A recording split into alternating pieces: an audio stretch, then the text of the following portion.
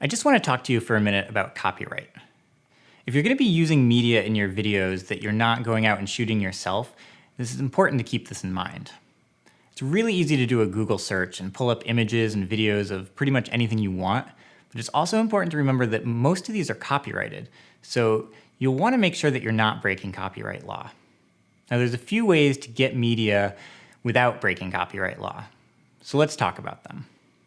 The first is to use things that are in the public domain. The public domain means that there's no copyright on it. A lot of times it's because the copyright's expired, so the things are really old. But sometimes people make things and intentionally put them in the public domain so that anyone can use them. Similar to that is the Creative Commons licensing. This was created specifically because the age of the internet has made copyright so messy.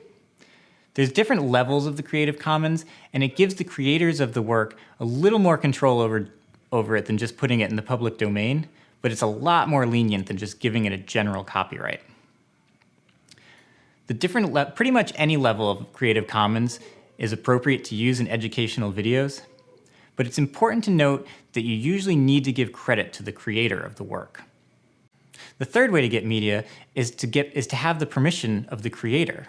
There are sites that offer stock music, stock video, and stock photos. Most of these sites charge you and then give you unlimited use of the media, but there are some sites out there that offer free stuff.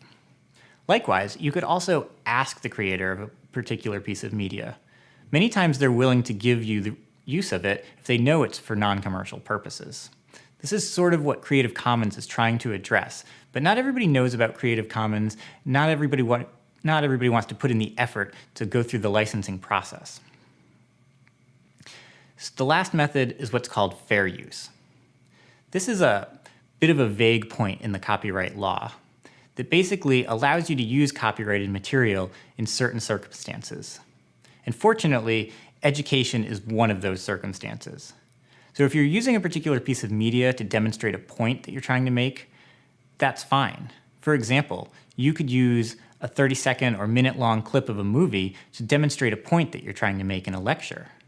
Or you could use a song to demonstrate a particular musical concept. But you probably wouldn't be able to get away with calling it fair use if you're using a song just in the background of your video.